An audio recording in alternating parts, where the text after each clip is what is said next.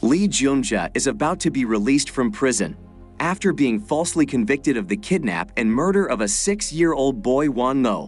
While living in a prison for 13 long years, Lee has been planning revenge on the person who is solely responsible for her imprisonment. Lee has earned a good reputation due to her inclination towards spiritual transformation and her conversion to Christianity.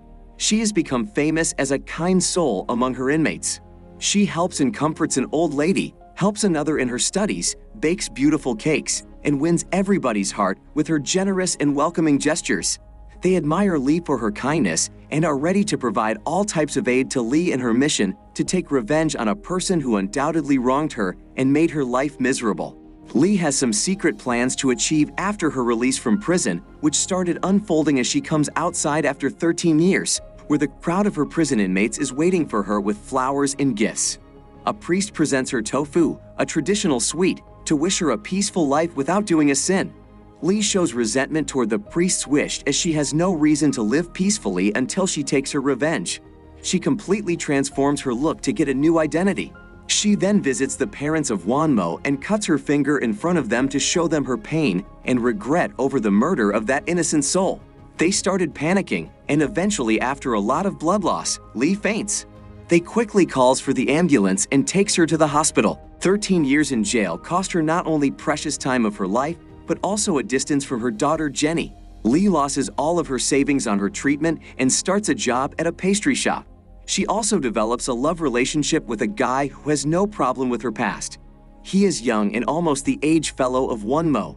There she reveals the actual culprit behind all these, Mr. Beek, a formal school teacher, forced Lee to confess her crime before the court or otherwise he would murder Lee's daughter. He is also involved in the murders of many kids in the town. He teaches in a school and kids become victims of his evil actions. After brutally murdering a child, he would leave the job and join another school to continue his dirty practice without creating doubts in others' minds. Mr. Beek would also never pick a child from his own class, which is why nobody doubts him.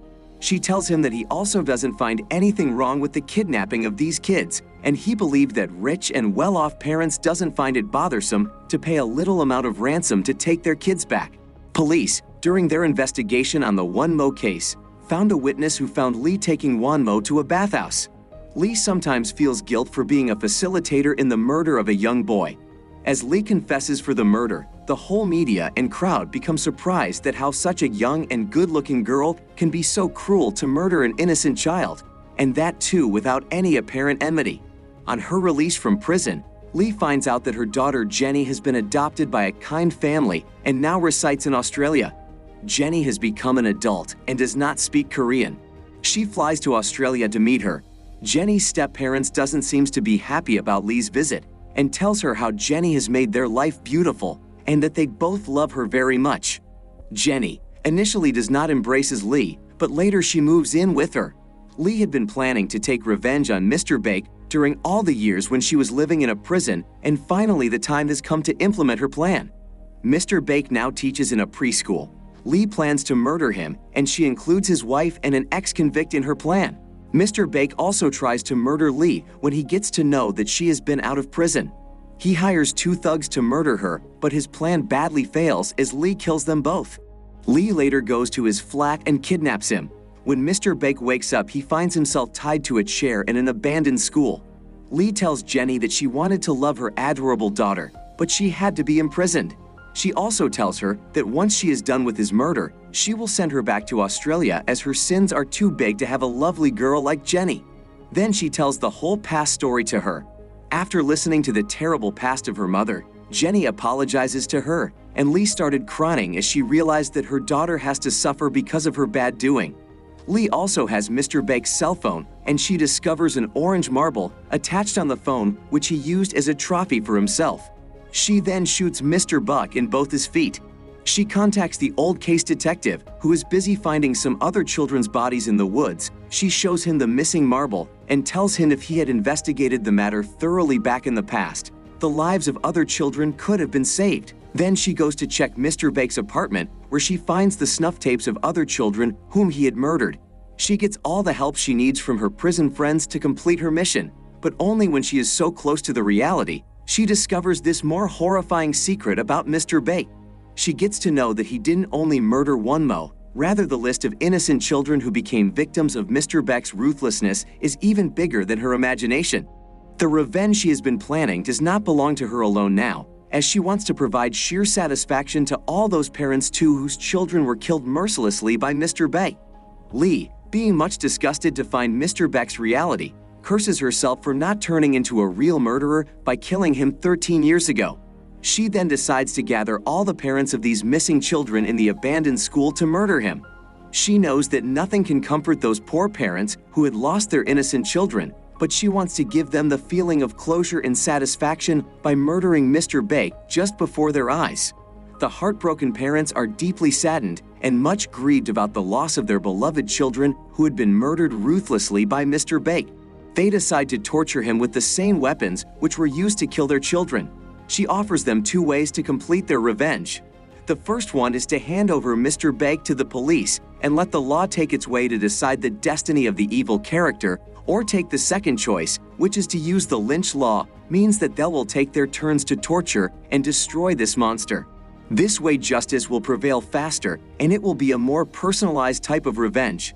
All the parents discuss both the choices present before them, and they all agree that choosing the first option will delay justice as the court will go into long trials and they couldn't wait that long. They are all equally obsessed with quick revenge on the murderer, so they choose lynch law. The parents of each child bring weapons of their choice, and one by one goes to Mr. Beck to make him meet his destiny.